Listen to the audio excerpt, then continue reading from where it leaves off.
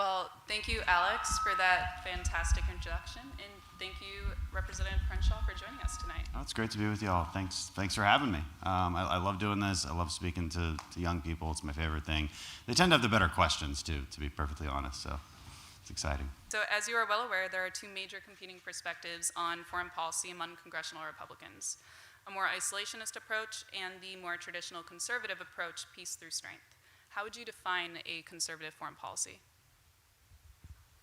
Well, yeah, let's start with conservatism, right? So, and then we can get into foreign policy. I mean, so what's conservatism? That's a maybe a better place to start. You know, what are we trying to conserve? We're trying to conserve the principles of the founding. That's how I would describe conservatism. Along with, so that's a few things, right? So you're preserving cultural elements, political elements, economic elements, and based in those is free market, property rights, right? The ability to trade with one another, to trust one another. The purpose of government is to protect the ability of person A and person B to kind of live in harmony together, right? Pursue your happiness without infringing on someone else's happiness. That's the real basics of government and we were actually the first ones to write that kind of stuff down. So that's what we're trying to conserve, and I think conservatives sometimes misunderstand what we're even trying to conserve in the first place. The cultural elements we're trying to conserve, I think, places like this are part of that. There's some kind of Judeo-Christian moral framework, a culture of resiliency, of fortitude. It's necessary for freedom because weak people can't be free. Weak people need someone to take care of them, so you can't be free. Freedom is tough, it's scary. A lot of people just want to be locked up. Remember COVID? Yeah, you remember. People literally wanted to be locked up because freedom is scary. So conservatives are trying to preserve this sort of these elements. Now, where does foreign policy fit into that? The other thing that conservatism is I think a rational approach, a rational framework to asking questions about policy. So we can look at the founding. That was a long time ago, right? The founders could not possibly have an answer for every single thing that we might encounter over the next few hundred years. They lived in a very different time. And they lived in a very different foreign policy time as well, right? It took 8 months, 6 months, I don't know, a very long time to get to Europe. Even back then, France thought it was in their interest to help the United States beat the British. Even back then, right? Even when it took a really long time for people to ever see each other. Now the world is like 5 minutes away. Less than that, really. I mean, how long does it take a Chinese hypersonic missile to reach this room? Like a couple minutes. It's terrifying. So the world is a much smaller place than it was back then. And so what is conservatism, foreign policy? We're going to debate that forever. The right has always had different strands, isolationists, whatever the opposite of isolationism is. I would just call it being a leader in the world, which is essentially and effectively preserving American power, which preserves the American founding, which is why I'm on the side that I'm on, that America should be a leader in the world, because if we're not, then somebody we don't like will be. If the world was just this room, and you were all different countries, like, you would probably benefit a lot from talking to others, from making friends with others, from identifying who doesn't have your interest in mind, like creating alliances, right? You would benefit a lot from that.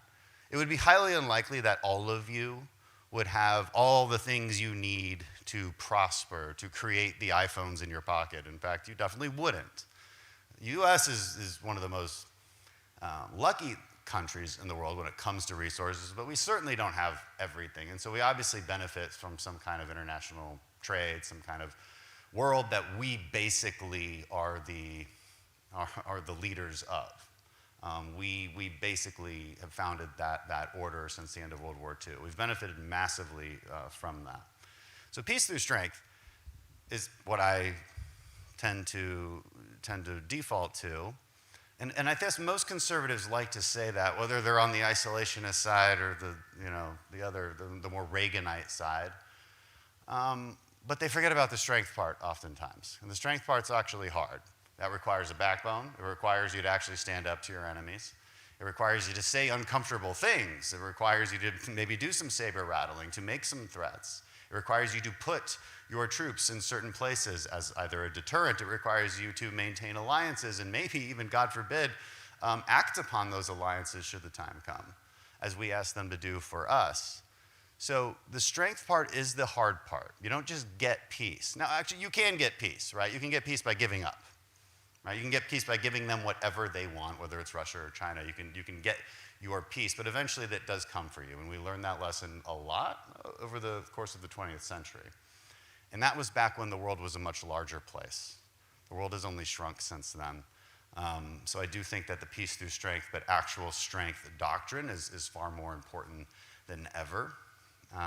Our adversaries like Russia and China and Iran and North Korea, they've made it very clear what their actual intentions are and how much they despise the fact that America has led the world over the past 70 or so years. They despise it. China in particular would prefer to export their mercantilist state-run system to the world. That effectively is what the Belt and Road Initiative is. It is a mercantilist system that they control. If you think we're going to benefit by that, you're crazy. And I don't think any of you do, of course. I don't think anybody, Democrat, Republican, or different spectrums of Republican, believe that would be good. China's one thing we do tend to agree on. But I think there is some disagreement as to how much strength we should put forward in order to actually deter China. And I tend to be on the more hawkish side on that front. And I also tend to connect a lot of other foreign policy issues to that, because China's always watching what we're doing and how we're reacting to things, and it's important to note that when we talk about issues like Ukraine, which I think is like the next question. Ironically enough, Ukraine was the next question. So many congressmen and thinkers in DC argue that we must focus entirely on our own borders and withdraw support from Ukraine. However, you clearly focus quite heavily on the immigration crisis, yet seem to support defending Ukraine. Do you see any tension with these positions? Yeah, it's a great question. It gets right at the heart of the debate, because you hear it all the time, like, why are we defending their borders when we don't defend our own? I mean, that's a reasonable question. We should do both. These are not mutually exclusive issues, of course. It's a false choice. And they're totally different issues. There's no money required to secure our border. I mean, we could put a little bit of money here and there. What's really required is an enforcement of the law and a reimposition of the Remain in Mexico policies. You'll fix our border pretty quick with some basic fixes to our asylum process. A lot of those fixes you'll see us pass in H.R. 2. You'll also see me maybe, well, I won't say that just yet publicly, but I have some problems with H.R. 2. We want to make it better. We want to make sure that the cartels are also part of it. Obviously, you've heard me make a lot of noise about the cartels, and that is a near and present danger. So obviously, that's my main focus. It's not necessarily the Russians, but I am not of the opinion, or I would say of the very naive, and I'm not of the delusion that you can't do both, and that it's actually necessary to do both. So I'll make the case for why we should actually support Ukraine real quick. It's not because, these nice notions of democracy and freedom and, they're nice people, and they are, and all those things are important. And I wish those mattered more to the American people. I really wish they did, but I know they don't. So I have to make different arguments. I have to make arguments that are more in favor of our steely-eyed interests. Like, why does it actually matter? Well, there's a few things. One, let's go back to the idea that this is the entire world right here. If there's fights breaking out all over the room, and you're trying to do like normal business, like trade and, get water and just basic stuff, it's going to be harder because the room around you is just turning into chaos. The world is like that too. It is in America's interest to always prevent chaos and to promote stability. It's better for your prosperity. It's hard to see that sometimes, like right in front of you in the next 5 minutes of your life, which is what most people are usually focused on, but it is true. And history tells us it's true. It's true over and over and over again. Chaos spreads. It's not a good thing also when authoritarians with armies decide that the best way to get things they want is not through diplomacy, not through trade, not through bargaining, but through straight up hard power. That was basically human existence until World War II ended. Human existence was not good, for a really long time, y'all. It's been really good over the last 70 years. I know we all complain about everything, and I hate it when the Wi-Fi doesn't work when I'm barreling through the air at 30,000 feet. I hate it. It's so annoying. But I also know that I have water, and food and basic amenities that our ancestors just never had because the world was always at war. America is the only power that has ever created that, the Pax Americana. It's under threat now because of a rising China and a belligerent but flailing Russia. And so you have an interest in preventing that kind of chaos from spreading. Wars in Europe tend to spread, and they tend to draw us into them. The people who are against helping Ukraine have to be for something else. They don't like to say this part. They like to say, well, I'm just against war. And I say, that's so nice. I'm against war too, but I had to go fucking fight it. It is what it is. We live in the real world, not the one you wish was real. And so they have to be for something. So what are they for? They are for is Russia completely destroying the military of the Ukrainians and being on the borders of Poland, Hungary, Romania, and Slovakia with an intact Russian military, with a population that's behind Putin, not teetering, and potentially advancing on other countries with Russian ethnic populations, which Putin has said over and over again deserve to be under Russian control. These people live in NATO countries. So now you're drawing us into an actual war. That's probably what would happen. That's a more likely scenario.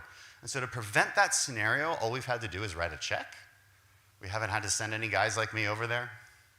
Yes, I know there was people over there, but they're not actually fighting. We're not losing people. They work at the embassy. They're there to make sure that the weapons we send over are actually being used correctly. We can address the leaks. I'm sure people have questions about that. Maybe when we get to Q&A, we can get into deeper detail on that, what that means. So by writing a check, we've spent less than 10% of our annual defense budget. We've decimated the Russian military. We've put them in a forever war that really sucks for them. And we've sent a message to China that says we're willing to stand with our allies. Just by giving them weapons, we can make sure that you get screwed. That's a really important message to China because, look, the Ukraine invasion hasn't caused a ton of turmoil in the world economy, mostly because they're still exporting all the stuff we need from them, like pig iron ore. 50% of the world's neon comes from Ukraine. And it's not like the neon that you wore in the 80s or the 90s. It's like the stuff that's used in semiconductors, like the stuff you use every single day. 13% or so of the world's food comes from Ukraine, so you'd have a mass, not in America, it wouldn't matter to us here, but it would matter to developing countries that do rely on Ukrainian food, and then we'd have to deal with that stuff. Chaos always spreads. That economy is still functioning. There is World War II style fighting happening in Ukraine right now, and 45 minutes away you can order a steak, because these people are, they're hard as nails, and they're not going to let their lives just slip away. They're amazing people. I've been there. So this stuff matters not because of some whimsical idea of democracy or whatever. It matters because it matters for our actual interests. It matters for our future prosperity. It matters for our alliances. It matters for our leadership. It matters for our role in the world. And it matters for preventing chaos from reaching our shores. That's pretty important, and it matters for preventing the Chinese from invading Taiwan, which would really have an effect on it. It would put the economy possibly to an entire stop. Not just because of the semiconductor issue, but because once it becomes clear to the insurance companies that insure your shipping companies, once it becomes clear that state actors with militaries will start just taking things that they want, insurance rates will rise dramatically. You will stop getting all the things you need. This will affect you in ways that a lot of people do not understand. This is really, really real stuff. Nobody has had it as good as we have had it as a human race in the last 70 years. And so committing to that prosperity, I think, is pretty important. So many members of the populist right have argued that the United States cannot handle both Russia and China at once, stating that the U.S. doesn't have enough military capacity to defend both Ukraine and Taiwan. Is it possible for the U.S. to handle multiple conflicts at once? What do we need to do in order to manage these conflicts? It's a good question. It's a complicated one. The answer is it depends, right? It depends on the nature of the conflict. So if the conflict is we keep doing what we're doing with Ukraine, which is giving them old weapons, basically, that's really what we're doing. old weapons that we don't really need or use, and also supporting Taiwan in a similar way, meaning giving them weapons that they can use to deter China. So we're not talking about actual US troops in either case, in the scenario I'm laying out here.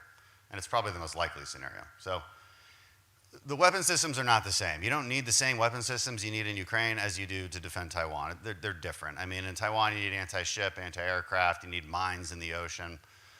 These are weapon systems that have been on order for years and still haven't been delivered. So we should be thankful to some extent that the Ukraine, the invasion of Ukraine has revealed a very, very weak military-industrial complex.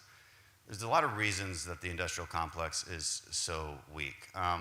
Mostly because Congress hasn't been asking it to produce things and keep their production lines going on certain weapon systems for years and years and years because we've been fighting a war on terror. And war on terror is fought by guys like me with smaller guns and cool little gizmos, but it's not Harpoon missiles. Like, we don't need Harpoon missiles to fight the war on terror, but you damn sure need Harpoon missiles to defeat China and defend Taiwan. We haven't built, and we didn't ask the industrial complex to build any more Harpoon missiles. And all of those missiles come with a lot of little parts. And they're not all made by Raytheon or Lockheed Martin. They're made by tons and tons of small businesses all over the world, all over the country. And if they're not getting orders, well, they go do something else. So it's very difficult to bring those supply chains back on track. So, I always hear about the military-industrial complex lining the pockets of politicians, whatever the hell that means, and keeping us at war. It's just that's just talking points. I don't even know what they mean by that. It's BS. The problem is completely the opposite. The problem is we haven't given them the right demand signals to do what we need them to do, and we're in a real problem here, which at least we're woken up to. But it's the Russian invasion that has helped wake us up to this. Like, holy crap, it actually takes us a lot longer to build this stuff than it did before. And people might be like, well, do the Defense Production Act. And it's like, well, that doesn't help. I mean, you talk to Lockheed Martin, and they're like, you can give us $100 billion more. It will not make this happen any faster. You're asking us to produce extremely complex products. It's not World War II, where it was like, just making tanks out of steel. It was just steel and what was the Riveter, Rosie the Riveter. Yeah, it's not that anymore. It's more complex. It's harder to do. So. There's a lot of things happening that are moving us on the right track, but we got to move faster. Congress has to make sure the defense budget gets funded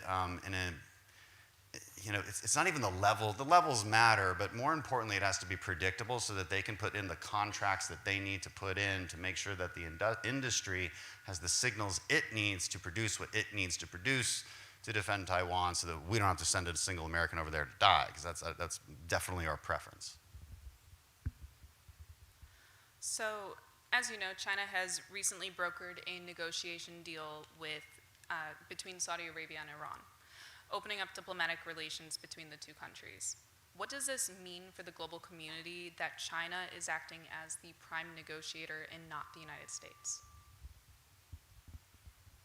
Yeah, it's problematic. Biden is to blame for this. The people in the Middle East, the people meaning like our allies, Saudis, Israelis, pretty much anyone, they're not huge fans of Biden because of the Iran deal mostly, right? They view that as a direct threat to them to be engaging with Iran and lifting sanctions for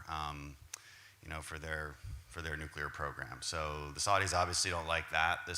And they've made that pretty clear. And this is another way of them saying that to us. What does this deal mean between them and Iran? I don't know, not much. It was basically just about, Iran agreeing to stop supplying the Houthis in Yemen. Very interregional stuff.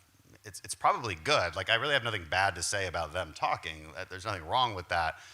There is something wrong with Biden extricating himself from this to such an extent that the Chinese are now filling the gap. Now, the Chinese need to. They're doing this more out of a desperation than anything else because they actually need Middle East oil. We don't. We care about Middle East oil only to the extent that it matters for world prices, okay? But we have all our own oil. So the geopolitics of oil have changed quite a bit because of Texas, basically. Just saying, it's true, fracking, woo. So like, we care about the Middle East still because chaos breeds chaos, and there's like the Straits of Hormuz, like, and there's shipping lanes, and there's stuff we care about, but it's not like existential to us the way it used to be.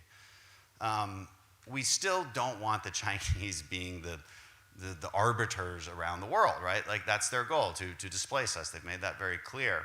We will not like the world that they create for us. Now, this is one example. I'm much more worried about the Chinese infiltrating in Latin America. This is a place we ignore to our detriment. I have a lot of my heart is in Latin America. I went to high school there. My dad was in the oil and gas business. We were from Houston, and we moved around the world a lot. And I actually went to high school in Bogota, Colombia. So, like I know this place, and I know the Chinese are trying to get into this place. Now, this is near and dear to home, and I do think we need another Monroe Doctrine of sorts that battles back Chinese influence right in our own backyard. That's a different conversation. So there is a lot of conversation surrounding President George W. Bush's foreign policy. As a veteran of the War on Terror, do you think there were any mistakes made in the planning, execution, or political salesmanship of the wars in Afghanistan and Iraq? Yeah, I mean, we could do a whole course on this. There is a course on this at Harvard. It's really good. It's done by Megan O'Sullivan. She's the Deputy National Security Advisor for Bush. Fantastic course. And it really goes into the details of like how this happened. So there's a couple of things you have to understand. And people just, conveniently forget about context and like what people knew at a certain time, right? It's super easy to judge people at a different time. Like the left loves doing this, right? They are so perfect, right? Every time they judge Abraham Lincoln or George Washington, they happen to be doing it from their just like they're saintly. And so we can't make the same mistake. We have to look at the decisions people made within the context of the facts they had at the time.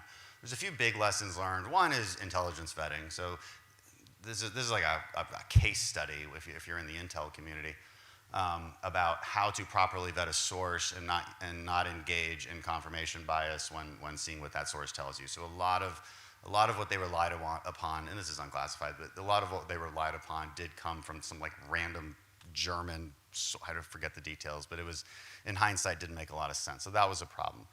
Keep in mind a couple other things though. We've already fought a war with Iraq.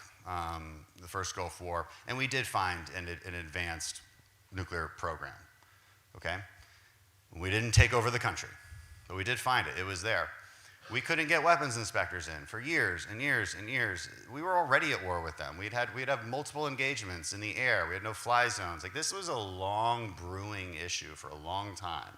It wasn't like George Bush all of a sudden was like, let's go get them. Like it wasn't quite so simple. We'd just been hit with 9/11. The country was on a severe war footing, like very paranoid, and rightfully so. So this is the context that they're dealing with. Saddam Hussein will not say that he doesn't have weapons of mass destruction. He won't say it. Now, in hindsight, the reason he might not have said it was to deter the Iranians. In either case, he wouldn't say it. And in any case, and he almost wanted us to believe that he did. I don't think he thought Bush would do what he did. And so I think in Saddam Hussein's head, he thought, okay, I got to choose between the Americans invading me and Iran. I'll go with Iran. I'll kind of make it seem like I do have this stuff to deter Iran, because I don't think Bush is going to do it. And then Bush did it. And then, whew. Mistakes made. Debathification was a huge mistake. Huge mistake. I mean, you can't. Debathification, what I mean by that is basically fired. The decision was to fire the Ba'ath Party, which is like everyone.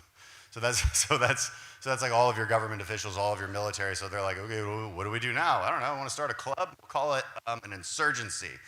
Like that's what they did. So that was a really poor decision. We fixed it. We figured it out. We probably didn't go in there understanding the Sunni-Shia relationships, the tribal relationships within those different sects. I mean, there's a lot of complexity to that. We did figure it out eventually, and by 2007, 2008, you were dealing with a pretty stable environment. My first time there was 2008, and it just wasn't as dangerous as I was hoping for. I'll just be honest with you. I was back in 2010, and we're still working, but it was obvious in 2010, like we had a stable environment. We've largely succeeded in turning this place into through maybe too much cost, but we won our objectives here. And then we left and we gave it all up, and then ISIS. And then we did the same thing in Afghanistan. So those are different questions to talk about. But mistakes were certainly made. My point is, though, also that it's important to look at the decisions made in context, right? It's really popular to be like neocons and whatever the fuck that means. Like, it's just, like we should be thinkers. We should be thinkers, like not sloganeers. I hate slogans. I hate labels and slogans that just like attempt to describe very complex issues and moments in history with a bumper sticker. Like, that's just unfair to our sense of intellectualism. It's unfair to history, and it's unfair for the people who were engaging in these very difficult decisions at the time. Right, and I think you're right that we need to look at it during context, and this is definitely an issue that is huge among many college students, since most of us don't really remember the wars. So with that being said, now is a great time to open it up to student questions and begin from there. Hi guys, so we're going to do the Q&A here. If you line up this way, and please keep your comments brief and respectful. Thank you.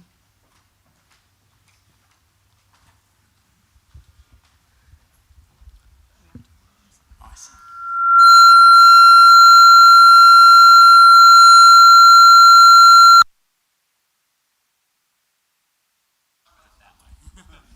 Sorry everyone, I'm new. Yeah, so you were just talking about the importance of context. So because the U.S. Invests a lot of money into the military, wouldn't it be better to just like send in like U.S. troops like F-35s or whatever, end the war in Ukraine like that, like very quickly, without investing much money, saving a lot more lives? Because similarly, I think Putin's position is similar to that of Saddam Hussein's, because he's just willing to throw as many bodies as possible. So. So that's a good and interesting question. So I tend to agree. I'm not sure about F-35s, but like I do tend to agree that you need to escalate to de-escalate, right? The goal should be some kind of, like, we don't really care if Ukraine loses like a mile of border or two. Like, they care. So there's a good chance they won't stop fighting. But also they have to say that publicly. I'm not sure what the real answer is. Now, I was there, and I think the real answer, at least at the time, was, no, we're never going to stop fighting. We hate them. Like, I mean, these are hardcore people. They will, just like we wouldn't. You think I would give an inch of Texas? No. Like, no. And they're the same way. But I do think that Biden has basically given them just enough, just in time, just to keep the war going, which is very frustrating and probably the wrong strategy. I think in a sense, you need to escalate carefully in order to force both sides into a position where they don't think they can advance anymore. Right now, both sides think they can keep winning. That's the problem. You need to make it so Russia's like, I think we've gone about as far as we can. Maybe it's time to come to a table here and settle something. That would be what Biden should be doing. Now, I'll give him some space. Publicly, he does have to say, we'll just never stop. Publicly, he does have to say that. Privately, he better be saying what I'm saying.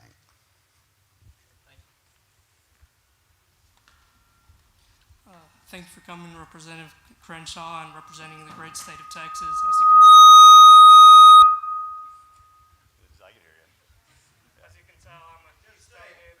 I was going to ask, would you consider putting any forces across the seas to help other countries that are under communist regime? One of the reasons I ask is, unfortunately, I had to go back home.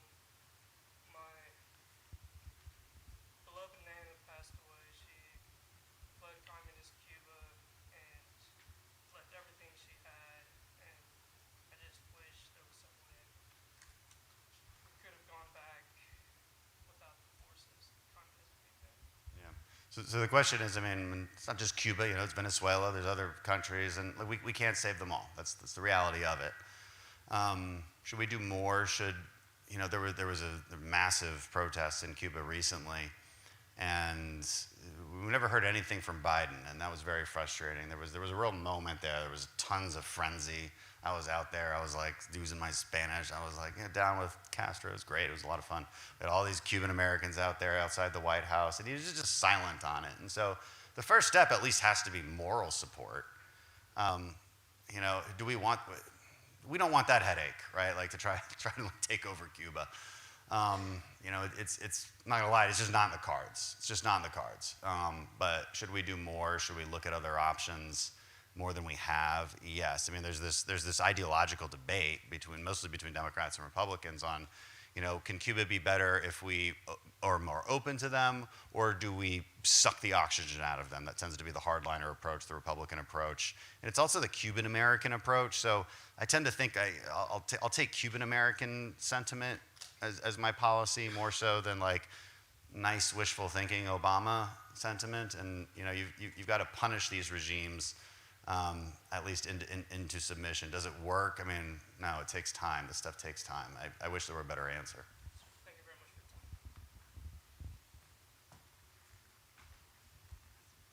Hi. So I wanted to follow up on a statement you made earlier about, like, kind of two statements you made earlier, that if we gave Taiwan old weapons, they'd be able to fight China just as effectively as Ukraine is fighting Russia with old weapons. You also noted that the people of Ukraine are really like tough as nails.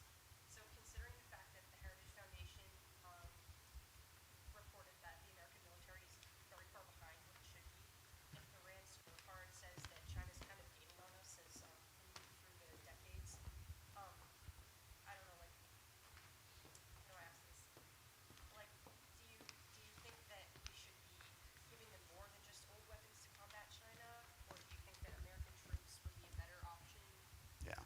So, well, I said what we're currently doing is basically giving Ukraine older weapons. When it comes to Taiwan, we're trying to build new ones. I mean, a Harpoon missile is not an old weapon. That's a good weapon. No, we're definitely looking at more advanced systems for Taiwan. I don't want to mislead you there. That's certainly what we're looking at. And advanced strategies. I mean, advanced everything. And we're behind on that, but we are on the right track. You know, I can't tell you much. I can't get into details on exact capabilities, but we're finally getting it. We're finally on the right track. We should have been starting this 10 years ago so that we'd be here at this point. Does that kind of answer your question? And as far as you know, competing with China, look, yes, they're catching up in certain ways. They're so far behind in other ways that it's sad for them. But you know, they're catching up. They have advanced space capabilities. That's frightening. I mean, space is another frontier that we have to be competitive in. We're working very hard on that too. We do some pretty amazing things that I can't tell you about. You know, I think our cyber capabilities are still better than theirs.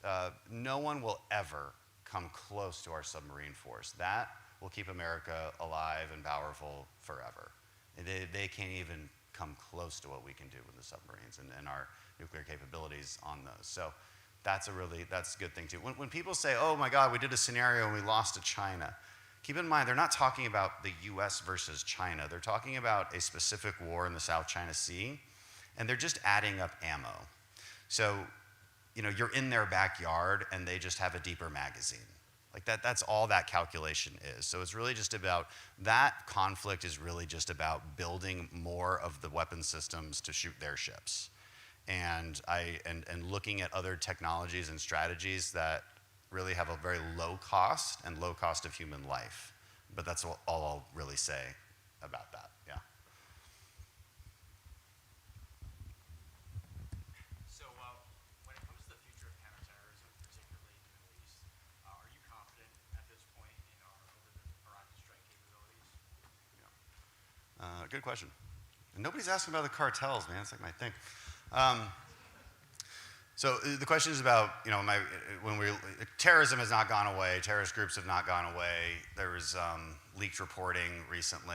I won't confirm or deny it, but it was leaked in the press about,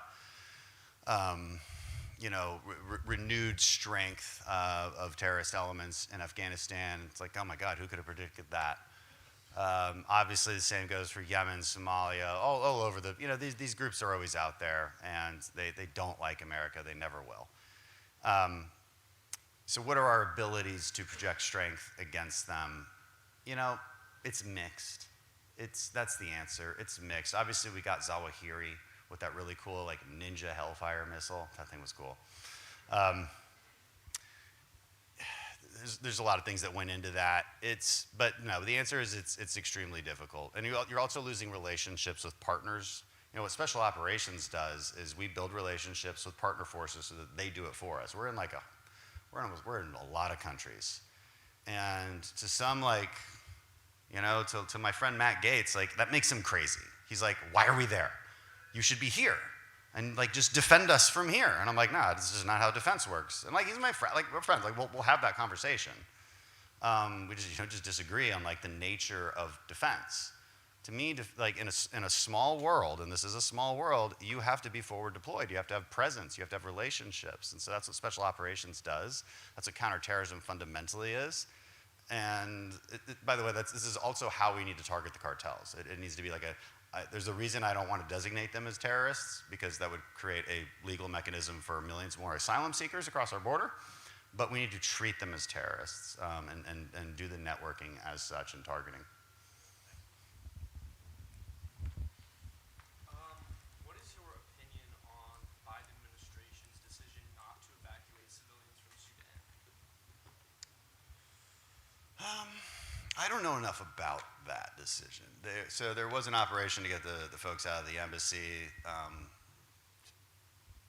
Can't say more than that. Probably it's just really hard and risky, you know, and it's not sure, it depends on what you mean by civilians. Like, when we say, like, there's Americans in Sudan, there's Americans in Afghanistan, like, let's be honest, it's not a bunch of students like you, okay? It's like dual citizens. Like, they're people who know how bad it is, but this is, like, kind of where they're from. They just happen to have American citizenship. We can't go get them all. And so I don't know enough to really answer your question, but I imagine that was just a risk-benefit scenario. Go ahead. Thank you, Congressman, for coming in. My question was about related to the war in Ukraine. Do you see that as possibly a parallel to a potential if China invades Taiwan? And do you see how we're handling Ukraine now as a model for how to deal with potential Chinese invasion of Taiwan? Yeah, I mean, and I kind of talked about this. The Chinese have a stopwatch, and they want to know how long we'll actually support an ally. So it's a really important stopwatch, because if we just gave up on Ukraine, they would see that as a green light. Like, okay, if we can do this. That's how they would look at it. It was also really important to show the Russians how difficult an invasion actually is, and show the Chinese how difficult an invasion actually is. And what the Chinese want to do is a maritime invasion, which is way, way more complex than what the Russians are trying to do. So what we've done in Ukraine, what we've been able to help the Ukrainians do, luckily also the Ukrainians are, again, very hardcore fighters. Eastern Europeans often are. I'm not sure the same is true about Taiwan, but it doesn't matter, because the Chinese are still watching that scenario. So what we do for Ukraine matters quite a bit for deterring China.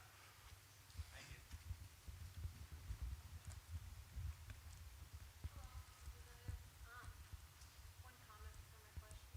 Did anyone ever tell you you look like Moshe Dayan? Yeah. Only in Israel, but yeah. Yeah.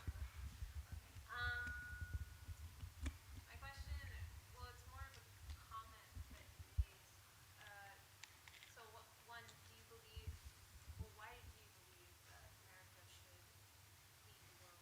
Because, well, it's not good for other countries to necessarily be ahead of us. Like, for instance, China is a big problem because not only do they not have our best interests, but they have such communist ideals.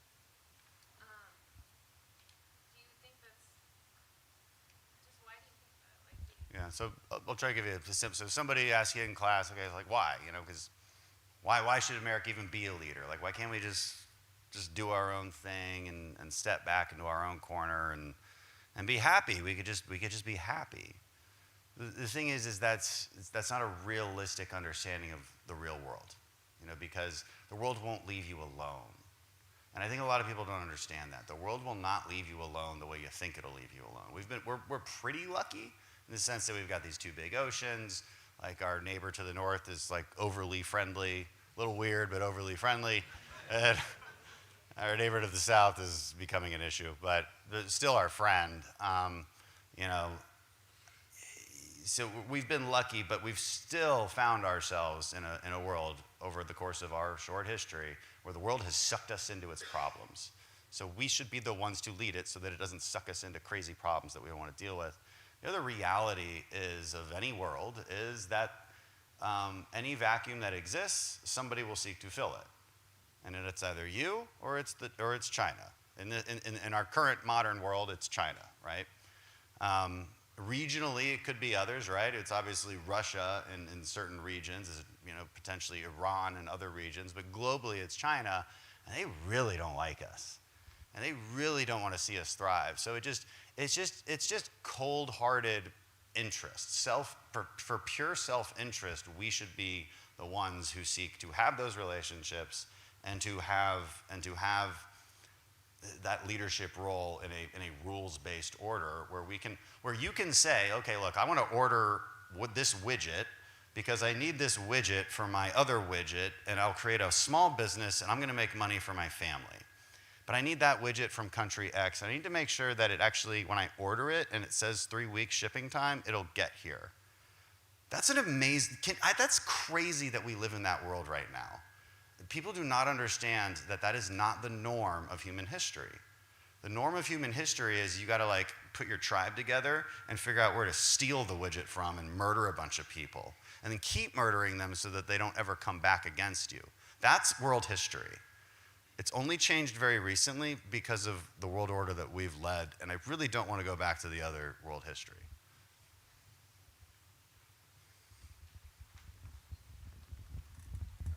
Could you elaborate on the proposed AUMF against the Mexican drug cartels and whether or not you think it might make sense to include anyone who aids and abets those cartels in such a resolution? Yes, okay, perfect. So, there's 2 bills. So I'll kind of answer your second question first because I have another bill that does that. So there's 2 bills. The second one is called, this is confusing because I have an AUMF, which is an authorized use of military force, and then I have this other bill, which is called declaring war on the cartels. So I should have titled them differently in hindsight. But the second one, the Declaring War on the Cartels Act, is the replacement for designating them as terrorists. Again, I said why I didn't want to designate them as terrorists. If you designate the cartels as terrorists, you've just opened up an asylum case for millions of people in their vicinity. That's a really bad second-order effect. Now, don't get me wrong, they're terrorists. They act like terrorists, they have political objectives, they're terrorists. But you don't need to designate them. You just need the reason we even want to designate them is because that might derive more authorities, right? Prosecutorial authorities and the ability to sanction people who aid and abet them. So that's what's in that bill. I'm trying to get that in HR too, as part of our border bill. The AUMF is different. I don't think the AUMF should be part of the border bill because I'm trying to make it bipartisan.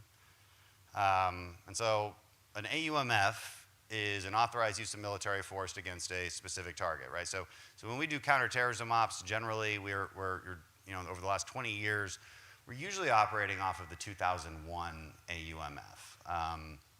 Which was kind of broad and endless, which makes people upset. And it basically said that you could go after anyone who was mildly associated with the attacks on September 11th, which legally could mean a lot of things, which is why it's used so often as an authority. AUMF against the cartels would be very, very specific. They'd have a 5-year sunset, so that's not a forever authorized use of military force. That makes a lot of people happy too. You got to keep reauthorizing it. To get Democrats on board, I might add a clause in there to change it, say that it has to be by, with, and through Mexican government. I thought I would have figured that was implicit, but obviously as soon as I introduced it, the Mexicans were like, "You're going to invade us!" I was like, I'm not. Shut up. But AMLO. So you're dealing with the president of Mexico, who's a left-wing populist, and he's a nationalist. They're kind of weird Latin American version of national populism. He's a socialist as well. He knows that's not true, but he needs to whip up his base, right? Just we're kind of doing the same thing.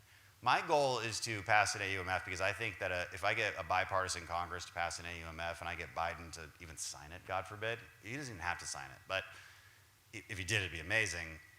And he doesn't have to do a thing with it. I don't actually need Navy SEALs down there targeting cartels. I'd love it, but I think I can get them to stop producing fentanyl by just passing that bill. That alone would be, because these people are businessmen. The Sinaloa cartel would probably stop producing fentanyl. They'd still do all the other stuff, but they'd probably stop with the fentanyl business if that happened. We could save a lot of lives, and that's what I'm trying to convince Democrats of. It's meant to be a messaging bill. It's meant to be, and that's the point. We'll see where it goes. I mean, I think at some point I can get it passed at least as from a Republican Congress, but ideally I want it to be bipartisan. Well, on behalf of Catholic University and Americans for Freedom, I wanted to thank you, Congressman, for joining us tonight. Thank you to all of you for coming out tonight, and thank you to Young America's Foundation for their continued support. It's always the best time. The representative has offered to remain after for a photo line, so just listen to Alex, and he will give you the information on how to do that. Thank you, everybody.